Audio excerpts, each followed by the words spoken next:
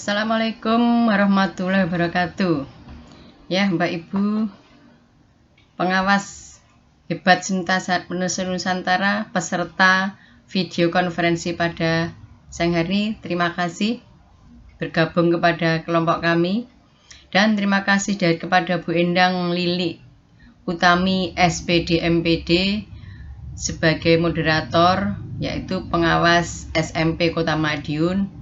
Terima kasih, dan terima kasih juga kepada teman setia kami, Bapak Masrub MPD, pengawas SMP Kota Madiun, yang pada kesempatan ini sebagai host pada pelaksanaan video conference ini. Dan tak lupa pula terima kasih kepada Ibu Ari Widayani MPD, kepada Bapak Wahono yang telah sabar dan telaten mengingatkan, membantu kami sampai kami ke pengawas hebat Nusantara peserta video conference ini bisa dan berusaha akhirnya mampu untuk mewujudkan membuat flyer, presentasi sebagai moderator, host dan sebagainya, termasuk rekam layar.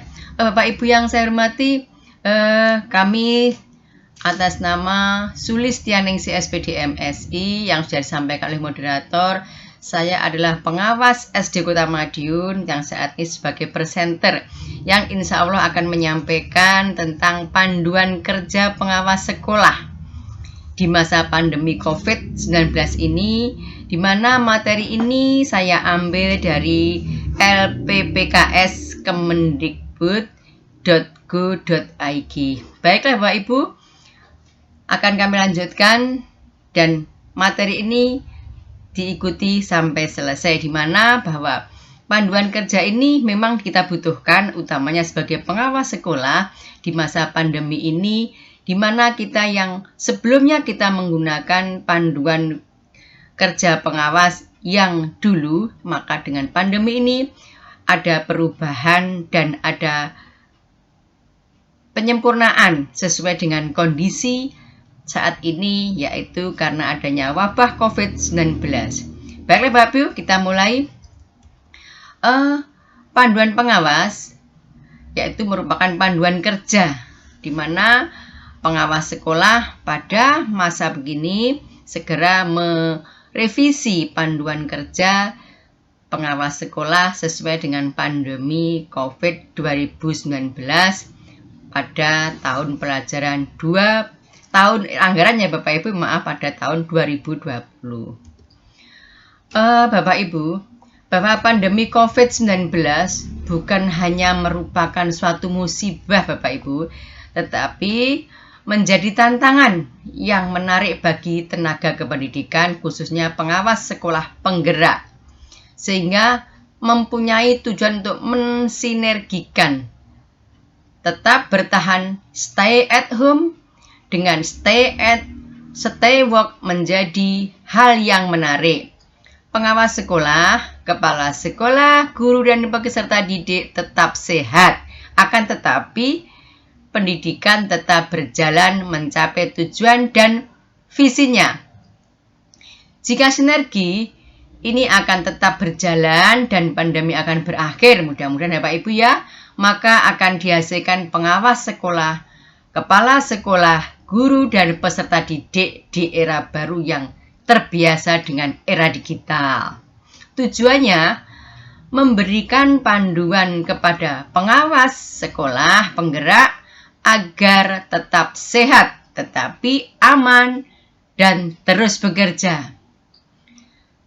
Tuntutannya sesuai dengan Permendiknas nomor 12 tahun 2007, standar pengawas sekolah atau madrasah merupakan yang harus kita penuhi, yaitu kompetensi pengawas sekolah meliputi kepribadian, supervisi manajerial, supervisi akademik, evaluasi pendidikan, penelitian dan pengembangan. Kemudian sesuai dengan Permendiknas nomor 15 tahun 2018 tentang pemenuhan beban kerja guru, kepala sekolah dan pengawas sekolah khususnya pada lampiran 3, yaitu menyusun program, melaksanakan pembinaan, memantau pelaksanaan SNP, melaksanakan PKG dan PKS, melaksanakan evaluasi, menyusun program dan melaksanakan dan evaluasi BIMLAT, membimbing pengawas sekolah muda dan madya untuk pengawas utama. Kemudian indikatornya, pengawas sekolah penggerak tetap sehat, tetap aman, dan tetap bekerja. Strategi daring yang tepat kita laksanakan saat ini, yaitu tentang pendampingan individual. Pendampingan individual itu meliputi beberapa aplikasi dapat digunakan Bapak Ibu. Banyak sekarang aplikasi-aplikasi yang ada yang kita gunakan dalam melakukan pendampingan kepada kepala sekolah atau guru. Juga bisa menggunakan antara lain WhatsApp, telepon, SMS, Google Form, Microsoft Teams, Zoom, Google Meet, Webex, dan lain-lain, masih banyak lagi. Jika menggunakan pendampingan kelompok, beberapa aplikasi juga dapat digunakan dalam melakukan pengawasan secara kelompok, diantaranya WhatsApp juga bisa.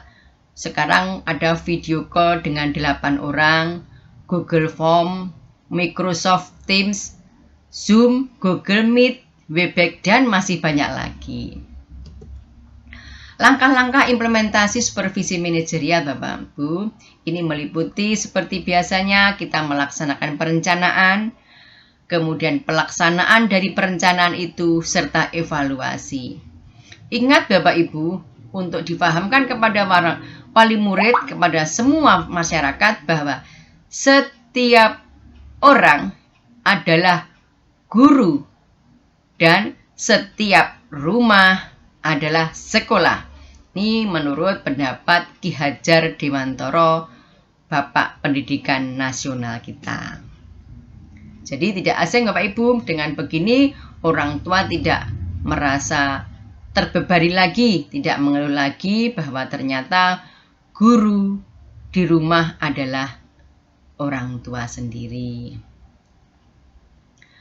Langkah perencanaan ada beberapa. Yang pertama adalah mengkaji program supervisi manajerial, di mana kegiatan mengkaji program supervisi manajerial itu ada pembinaan, melakukan peningkatan kompetensi kepala sekolah dan tendik lainnya pada satuan pendidikan, SD binaan atau sekolah binaan sesuai dengan kebutuhan satuan pendidikan yang bersangkutan. Itu kebutuhannya apa, disesuaikan. Kebutuhan masing-masing sekolah binaan adalah tidak sama.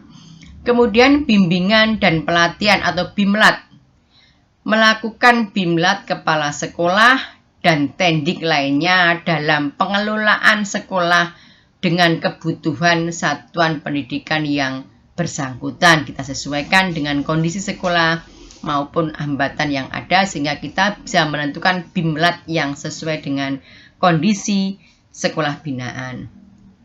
Kemudian yang berikutnya, kegiatan pemantauan.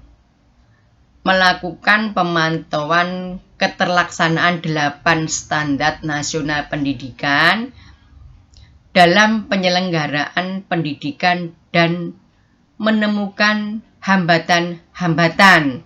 Jadi dalam pelaksanaan untuk standar PMP-nya, standar SNP-nya, maka kita harus memantau mana yang memerlukan bimbingan, mana yang ada kendala, maka pengawas segera memberi solusi maupun arahan untuk terpenuhinya standar nasional pendidikan.